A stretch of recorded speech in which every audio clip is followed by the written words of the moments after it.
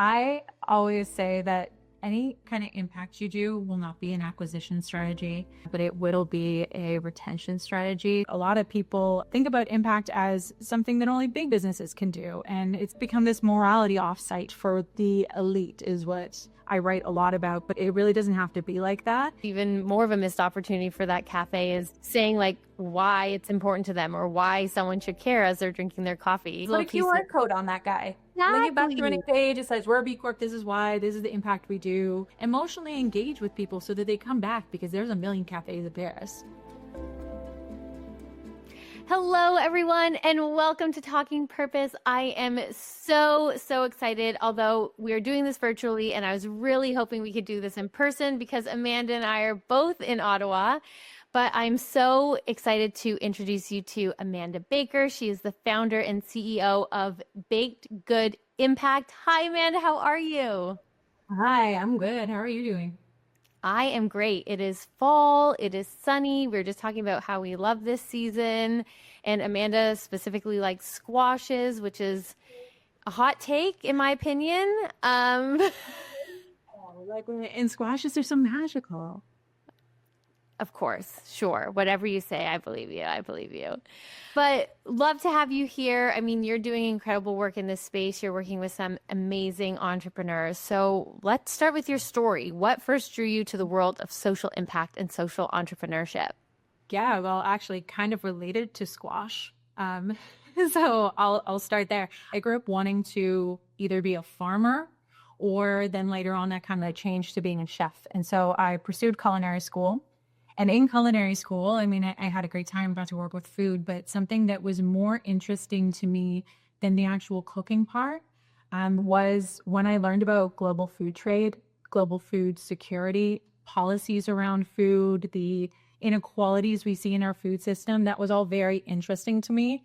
I always say like the day that I learned about Monsanto was one of the best days of my life, just because it was so engaging to me. I was just like, oh my God, this is so far beyond my small town world that I knew. And so that's kind of where my entry to any kind of activism or interest in social impact came from. And at that time, I wasn't calling it that. I was just saying, oh, I'm interested in food security. And so from there, I worked a little bit at a pastry shop, Bunners in Toronto. Shout out to Bunners. It's still around and very good. But I was a vegan activist. I was working at vegan bakery as a pastry chef. And then I was volunteering all day at a a food center that would help with social programs as well, called Food Share in Toronto.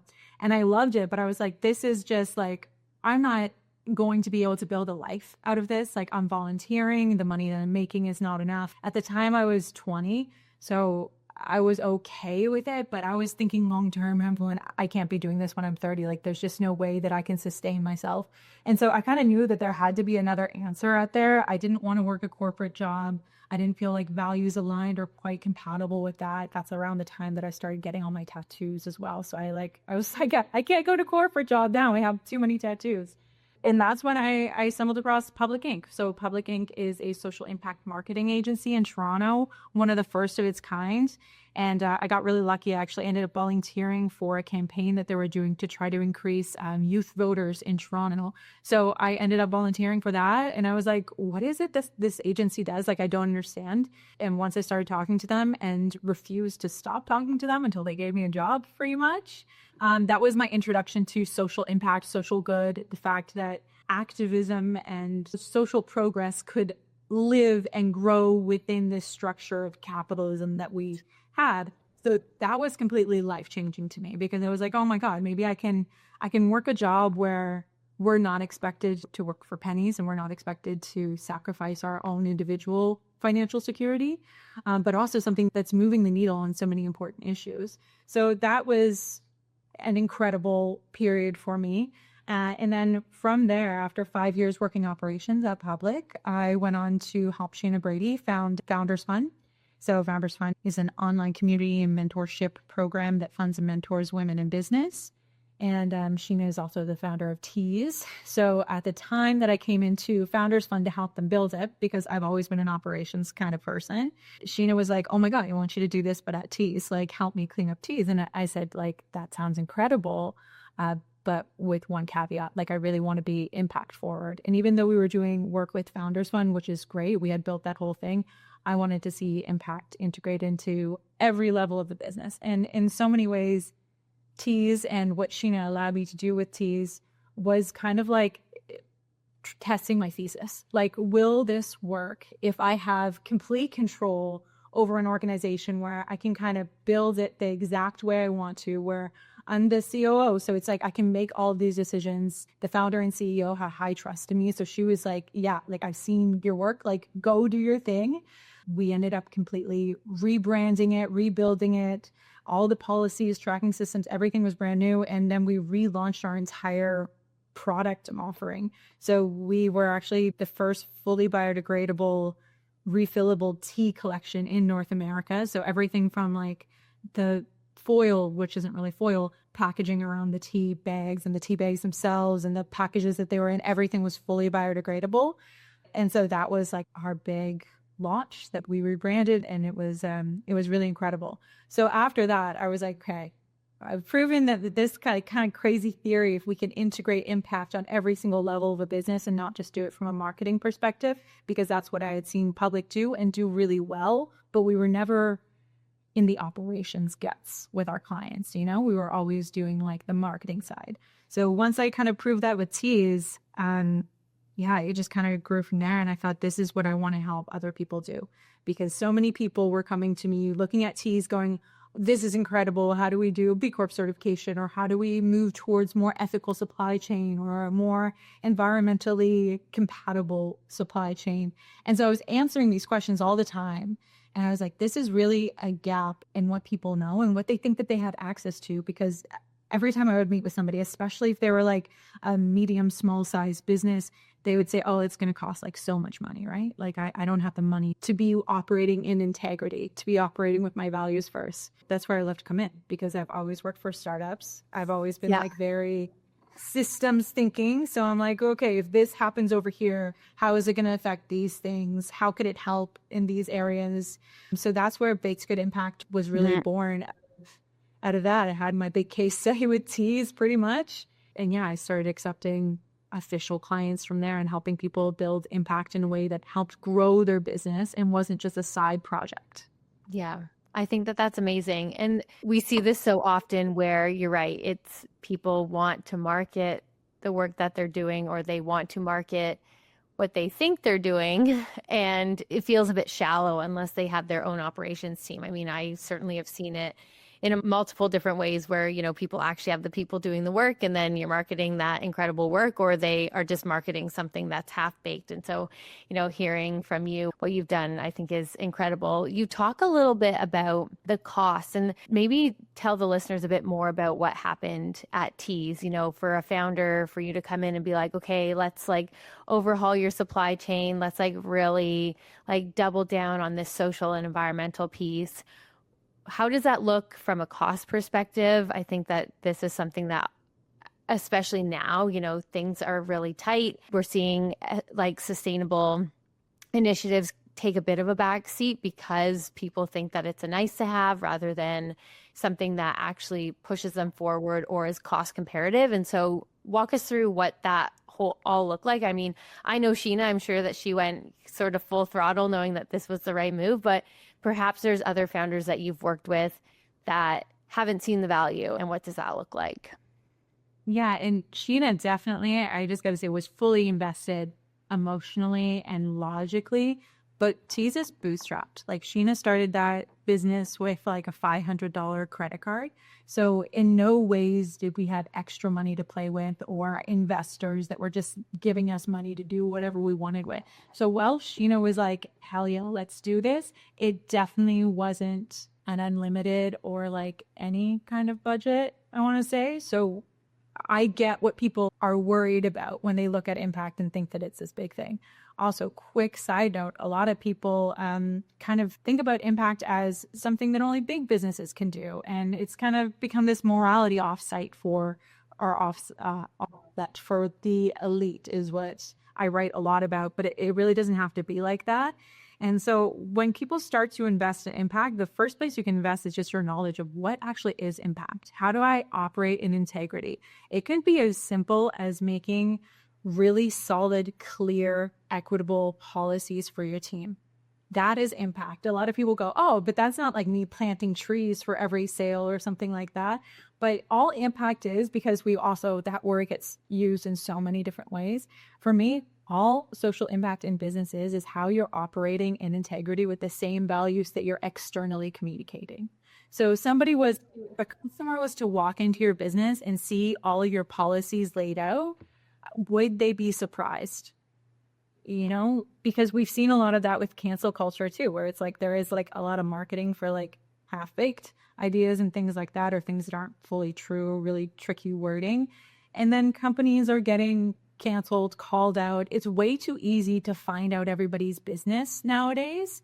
So when that happens, people are going to inevitably find out if your values are real, and they might not align with everybody else's values, but if you define your values internally and you have processes to support that, you're mitigating so much risk, and that starts with really solid handbooks. So I would say like employee handbook or team handbook, however you want to call it, and management handbook. So that's where people like hiring, firing, disciplinary, when big HR things kind of happen. And then a supplier handbook. Even if you're not a product-based business, having a supplier handbook for even like the type of tech companies you deal with and things like that, having a little bit of a vetting program is always going to be helpful, even if you don't use it every day. But if you are a product-based business, you need to have a supplier handbook that outlines your standards for your suppliers, vetting process for your suppliers, which can be done with Google Forms. Like there are just so many ways to build this in a way that it's not difficult, but it can be complex. I think that's where we confuse things. And I think that's where a lot of people get a bit freaked out, hearing you say, let's make these supply chain programs and things like that. And people get a little bit freaked out because it's like, oh my gosh, this seems like a lot. This seems like, a lot of administrative duties and things like that. And so, how do you work with small businesses where, they have a small team? And I know that it was similar at Tease, like they have a small team of nimble and hardworking people. And so how do you work with people within a smaller organization to get something like this off the ground, or even just thinking about, some of the audience here, they're aspirational and they're thinking about wanting to start a business. How do you help guide them through that supply chain piece when they're looking to source products that align with their integrity and who they are as a company? What are some frameworks perhaps that you use to help them? So I've built a lot of the frameworks that I use with my clients. So because it doesn't exist, a lot of the support for businesses doesn't exist, but I promise you that my framework is not that overly complex.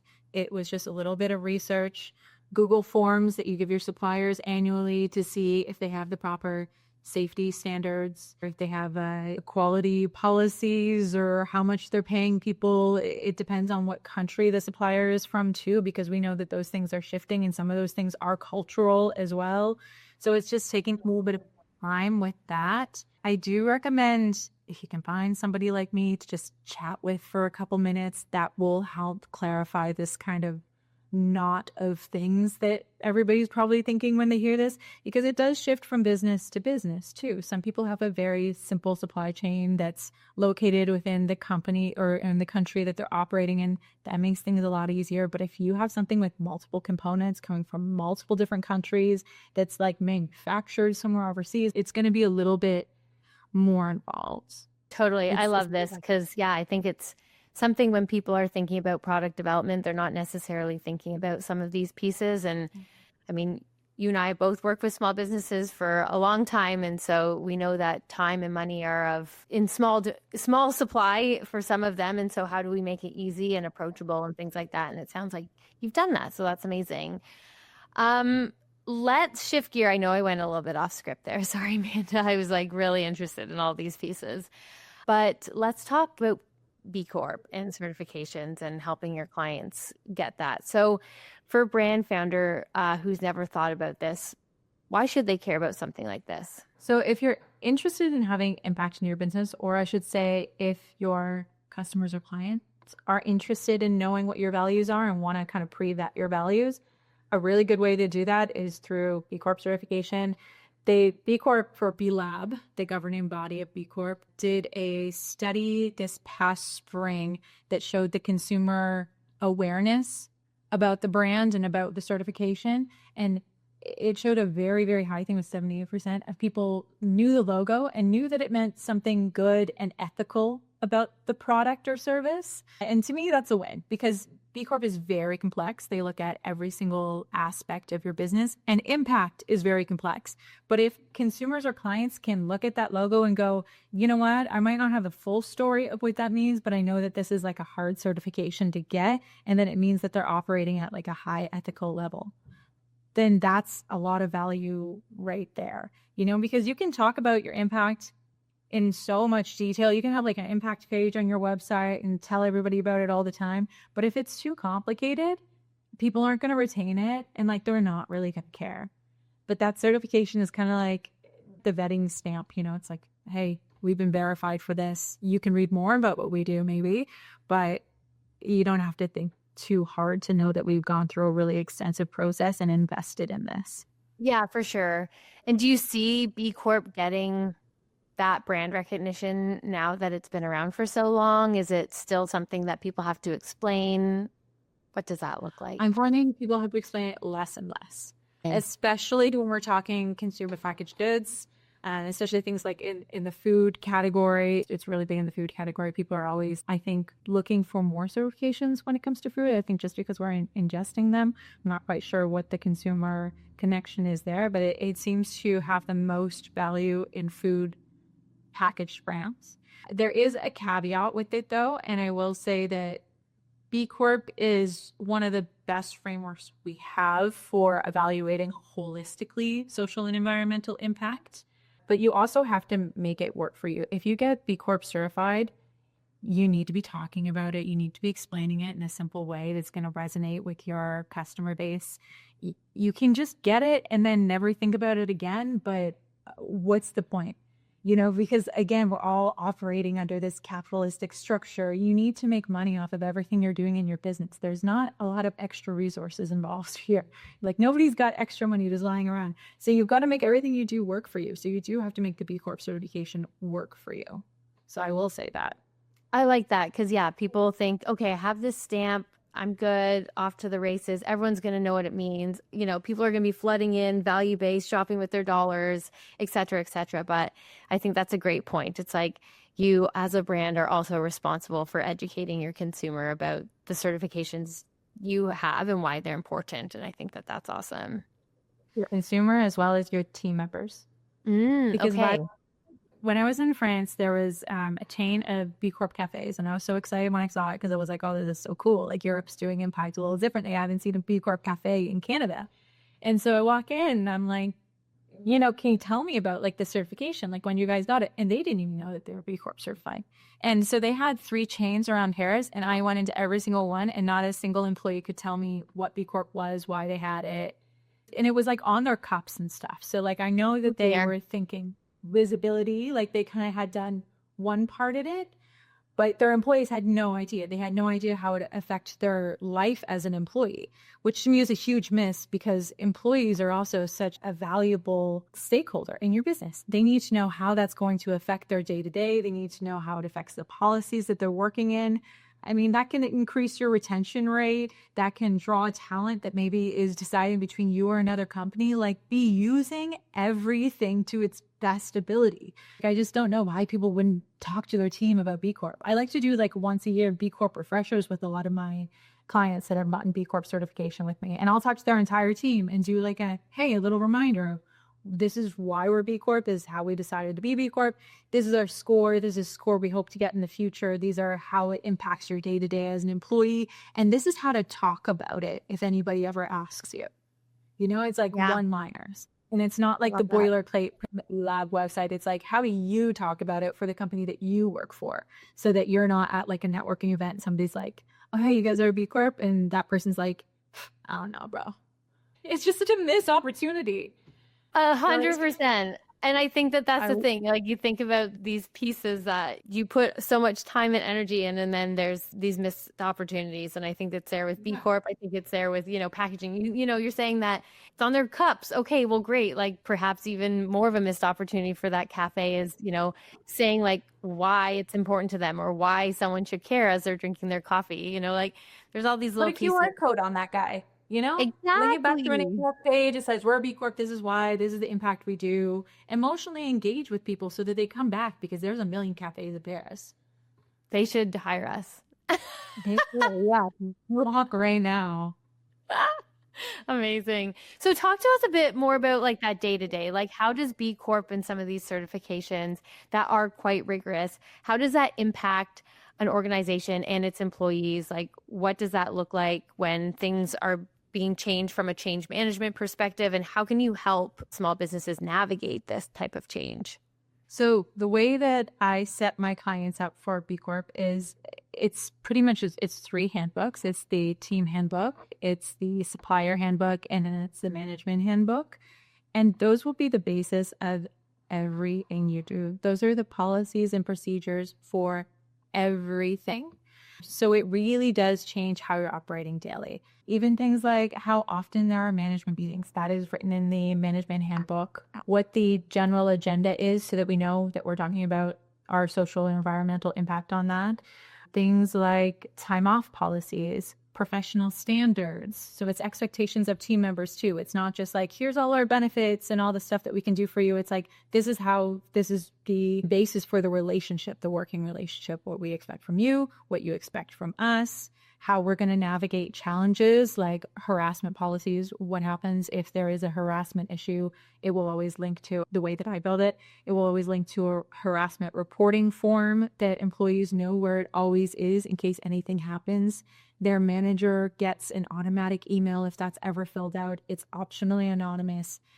There are things like that in place, that it changes the way that you operate every single day. And some of those things are in there for smooth operations so that when people have questions, maybe they go to the handbook, or they should be going to the handbook instead of a manager all the time. But a lot of those things are also risk mitigation, like the harassment form, or even the way that your performance reviews are laid out. You don't want a manager going to the founder or who's higher up than them and saying, oh yeah, Rebecca has not been performing well lately. Like, what do we do? How do we tell her? It's like, there should be a structure in place that Rebecca already knows if she's not hitting marks, because you already defined those marks. You've already defined those marks because it's in the management handbook, how we're evaluating performance. And that also mitigates for subconscious bias. There's just like this ecosystem, this beautiful and complex ecosystem that goes around all of the impact work, especially when it comes to operations, that supports you in like every single way. It makes just running a business easier, because running a business is complicated. I want to share something that I'm building alongside this podcast. It's a community for purpose-driven, product-based founders who don't want to build alone and who want to grow smarter, not just harder.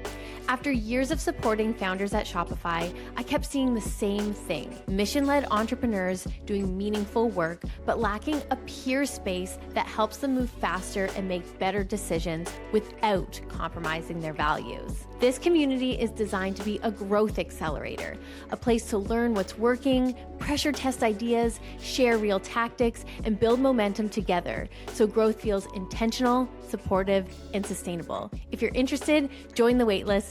Find the link in the show notes below. And people are complicated. Like you said, when you're making impact within your own community, i.e. your employees, part of that is making sure that they have predictability and they feel safe at work. I think that everyone listening, if you have a 9-to-5, like that's something that everyone craves and strives for. And I think having that in place is super important. I love that. Are there places where, you ask the employees how they can participate? Is that also part of some of this? It's like, hey, you have an employee and you are empowering them to speak up if they think that, something should be gotten rid of in a certain way rather than the current, or the packaging might be a little bulky and they're able to speak to a manager. What does that look, and how do you have those conversations? There are 3 ways to do that. The first way is something that kind of naturally happens in any kind of team environment where they're just going to a manager that they're comfortable with and they're like, hey, I wish that we would change this policy, or hey, I think that this product is like a little off from the rest of the products. And that's great. And a lot of times when I connect with clients, they say like, no need for formal feedback. All my employees trust me. They tell me all the feedback that I need to know. Like, what do you mean? Maybe other places need that, not me.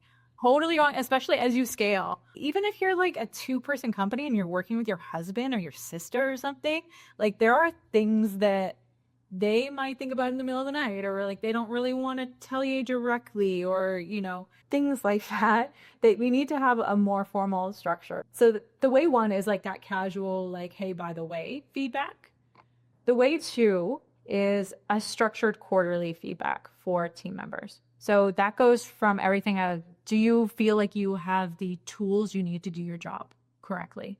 And like sometimes when clients send that out, people will be like, no, the internet sucks. And I've told you about this 17 times and it's still not happening. But when we have, 26 responses and they like half or more of them all say the internet sucks, it's like, then you really know that it's not just somebody passing you by to be like, oh, internet's slow again today. Like, what's up?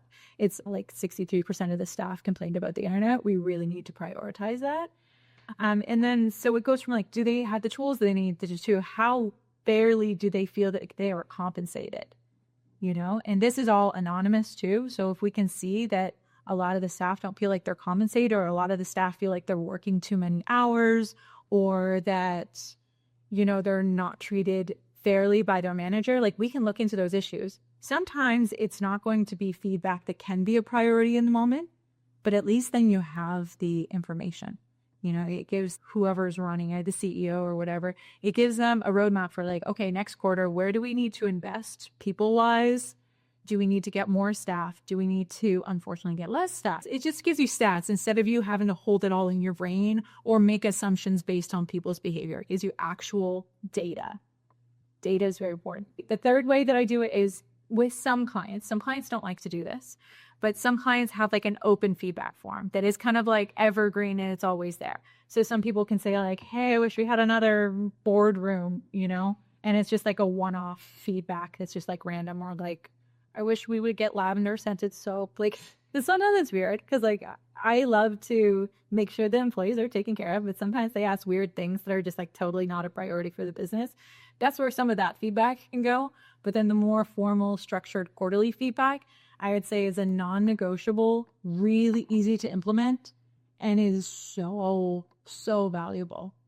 100%. No, that's good. And it's a good reminder because for solopreneurs who have been solopreneurs who then start graduating into hiring staff, and, this of course becomes something that isn't necessarily a priority, or not that it's not a priority. It's just, it's something that they haven't thought of in so long because they've been operating the business by themselves. And I think that that's really important. And I think that, to your point and getting into this next question is like, everything needs to work so that you're generating sales and you're generating conversions. And so let's talk a bit about the ROI. I mean, I know that it's a little bit tough to decipher, but how does this all wrap itself up nicely into working better with customers, having more sales, having more money in the bank to make more impact? How are you able to get those customers there? And if I can lump my next question onto this, like perhaps there's a success story that you can talk about where it's like, you saw these numbers grow because all these pieces were in place and they were finding efficiencies so that they weren't having to worry about it. And they're just staying on top of it, on top of customers and on top of product.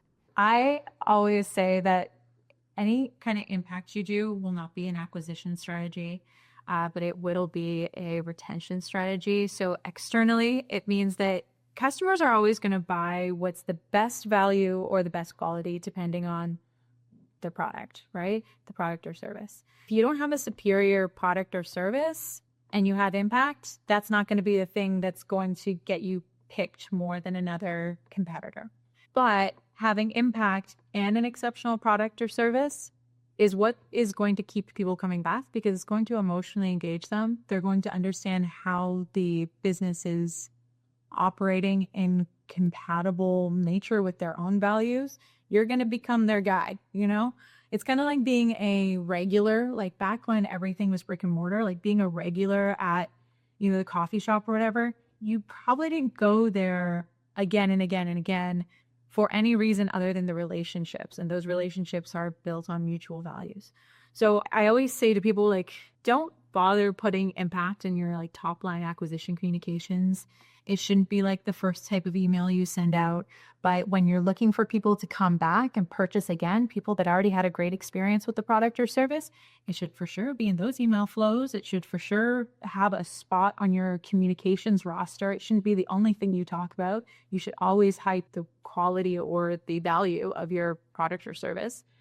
But it's going to keep people coming back. And then retention on the other side of things, so on the team member side of things, which is a really big deal right now. How do we get employees to work at their top quality and also just stick around for a long time? It's going to be through policies and processes that make them feel safe, that make them feel valued, that ensure that they know what the expectations are from you, right? It's harder to track that ROI because a lot of it is based on what doesn't happen. People don't leave. You don't have to spend a month and a half trying to rehire and retrain for that role, or somebody doesn't sue your company because there was no harassment form in place and you didn't even know that this thing happened, and then they exit the company and then it was a whole big thing. You don't have anything in place to mitigate that risk. A lot of those costs are less direct, and I think that when we're so focused on just like getting to the next step and just like the transactional ROI, that can get lost. But how many people have you known that the whole businesses went belly up because they didn't mitigate risk effectively enough? Whether that was on their supply side, their team side, even their customer side, there's a lot that we can do to mitigate risk that has huge value. But on the direct, more transactional side, we're talking revenue side, for sure, it's the customer return rate. That a lot of your external values or the way that you communicate your internal values externally, that's where that's going to get you. And honestly, it's hard to get people to come back, but if you have impact and you have a value that resonates with them, it's so much easier. Yeah, that is pure gold, Amanda. Like with ads changing, with SEO changing, with all of the ways and that businesses have done marketing for so long is changing, having that lifetime value and having customers returning, that retention, it's becoming even more important because cost for customers is gone up. It keeps going up, right? And we're seeing that across small businesses where it's getting to the point where a lot of them are opting out of doing ads because it's just beyond their budgets. And so it's like, okay, well, how do you get those 100 people coming back on a monthly basis? Because that's where the foundation of a business needs to be. It's great to be driving traffic in the beginning, but you need to keep them. And if you don't have a strategy to do that, then you're just going to have to be paying for customer acquisition on a month over month. And that's crazy. And it'll like drive you into the ground. And so I think that is such an important piece. It's like, yeah, your sustainability might not get them through the door. Like your toothbrush A or toothbrush B, people are going to choose based on, its functionality and what they're feeling in the moment, but they're going to keep buying that toothbrush if they know that, wow, I just put it in my compost and I didn't have to throw it in the garbage. Like that was awesome. And they keep coming back. So I think that is so important. And like listeners, if you're going to ignore everything else that has been said on this podcast, I think that is just so, so valuable from a marketing perspective. So yeah, I really appreciate that because that's something that I even need to remember, because I think a lot of the time, you're thinking about how can we be front and center with sustainability? Like how can we really like come out and drive that narrative? And it's like, I think it's not necessarily the first thing you need to get out the door with. I think that's important. So for early stage e-commerce founders, what is one first step they can take to root their impact strategy in something that drives real business results?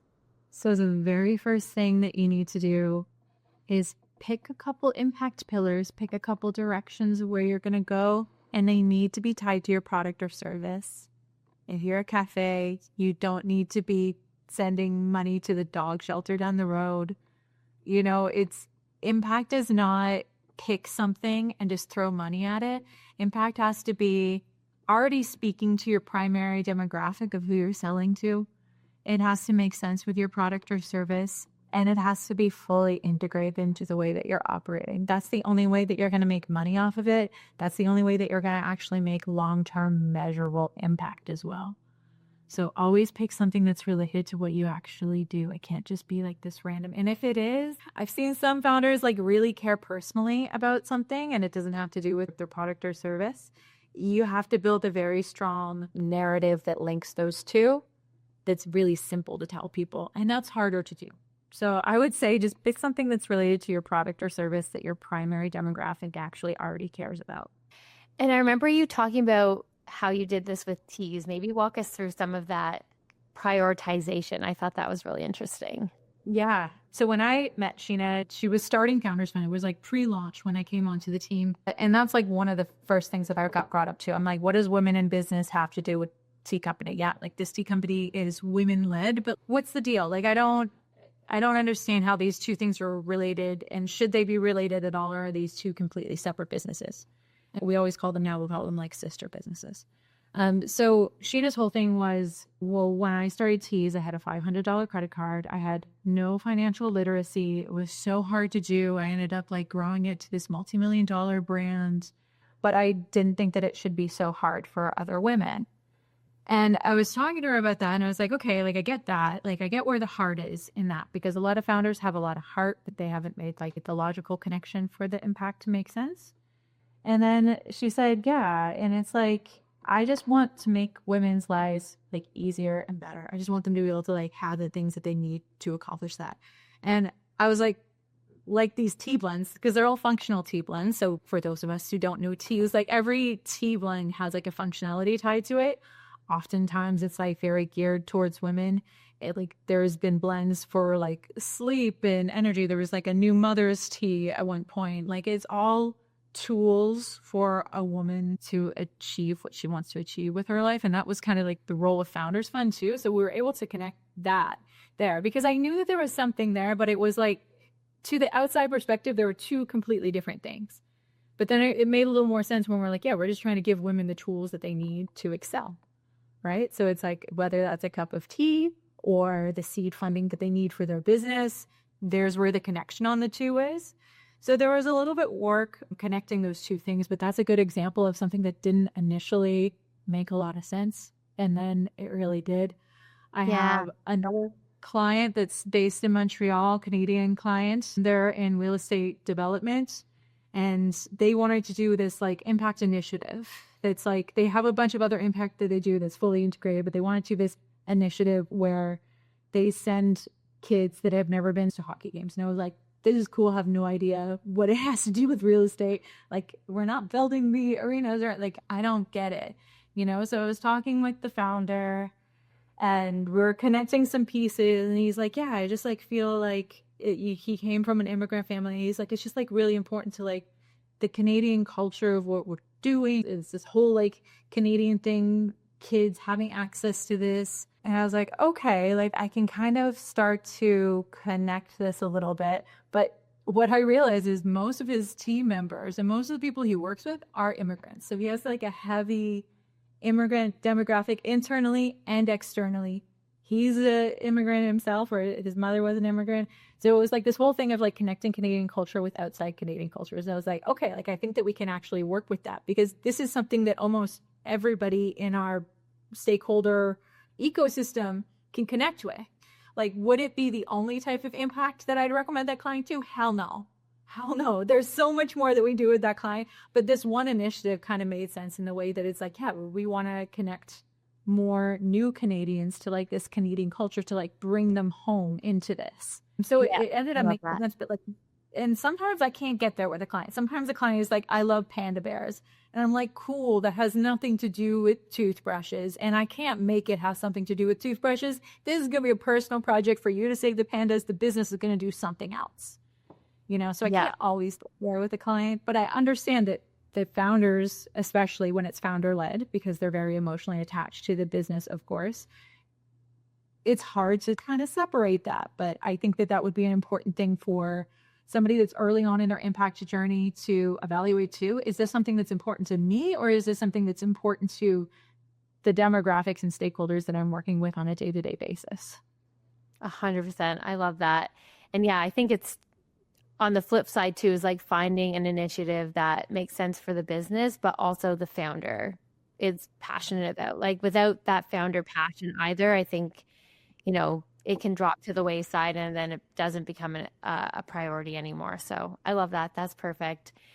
So thinking about the future of impact, how do you see consumer expectations shifting when it comes to sustainability and impact in the next 5 to 10 years? So I think that we're going to continue to see consumers be really hyper-focused on, is this brand the brand for me? Does it align with my values? What does it look like? Because we know that there's a lot of political division. And I think that just shows the value division that's happening. And I think that it's important for there to be a brand for every type of values. I think that people are going to be looking at brands even more than they have in the past. And I think that we're going to have this continuation of kind of popping the hood of businesses and saying, like, are they really doing what they say that they're doing? Are they really being who they're projecting? Because I think that a lot of people are feeling tricked by some businesses in the past too. That's not a great feeling, but I love that. It's true. It's definitely supercharged. And I think that people's buying attitudes are supercharged as well. If you had to give a founder one piece of advice to future-proof their brand around impact, what would that be? Pick one thing that is related to your product or service. Pick one way to measure your impact on it and measure that for 3 years minimum. Yeah. Doesn't have to be complicated. 3 years. Okay. 3 I years like it. minimum. Keep it simple. We like simple here. Yeah. Impact is complex enough. We don't need to make it more. I love that. Okay, let's swap into our rapid fire questions so that our listeners can get to know you a little bit more outside of what you do. So do you prefer coffee or tea? Coffee. Me too. That's weird. I love tea. I love That's it. true. Tea, I forgot. Yeah. Oh my gosh. We can't let Sheena hear this. Well, Sheena's a coffee girl too. This is the thing. The whole team was, but we loved teas. But tea in general, like, get that Headley dusty tea bag away from me. I don't want that. I want Fair. teas We want or nice I want tea. Yeah. Okay, I love that. I love that. Are you an early bird or night owl? Early bird. Very early. Oh, wow. How early? Like 5. But I go to bed at like 9:30 or 10. Yeah. Fair enough. Okay, not for me. How do you decompress after a work day? Chopping a lot of vegetables. Oh, Doesn't even okay. matter if them. I just want to be chopping. Sometimes if I'm like away on a trip, if I'm away for more than a week, I'll pack a little knife and a cutting board so I can chop in the hotel. No way. It's cool. It's like, it's really Okay. it's ingrained into me. Yeah. I love that. That was not on my bingo card of answers. So I love that. I love a good chop. Yeah. Okay, well, after you're done chopping, what is your go-to comfort food? I want to say like a porridge. Also it's not like- on my bingo card. Okay. I have like a European peasant taste for a lot of comfort food. Like, I want squash, I want porridge, I want potatoes, I want cabbage. Okay. Like a real wartime diet. Yeah. Okay. I love it. I'm like fermenting beets right now in my kitchen. That's what I did like all day Sunday, like chop a bunch of beets, which was heaven for me because I got to chop for like 4 hours and then ferment them. And now I'll have beets all winter. I love this for you. I love this. And I'm sure that's very healthy for you too. That's great. What is your current brand obsession? I'm really loving McGuire shoes out of Montreal. They have really exceptional design. And yeah, they're just great. And I believe they just opened up their first store in New York too. Ooh, okay. I love it. People will have to go check them out. I love it. And finally, where can people find you if they want to learn more and get in touch? Yeah, so you can find me at bakedgoodimpact.com. There's a little contact form there. You can also find me on LinkedIn. Amanda Baker. I think that's the easiest way to find me. I love to chat impact. So if anybody is still a little mystified by the world of impact and just wants to chat quickly, I'm always up for this. Amazing. Well, Amanda, thank you so much for your time. This has been so great. I've learned so much. I'm sure the listeners have learned so much as well. And so thank you. Well, that's a wrap on another episode of Talking Purpose. My hope is that today's episode gave you the tools and the inspiration to lead with even more intention. If you enjoyed the episode, please show your support by liking the video and subscribing to the channel. It's the best way to help us grow this community of changemakers. If you have a question for our guest or a topic you want us to dive into next, drop a comment below. I read every single one. I'm Katie Boothby-Kung. Thanks for joining.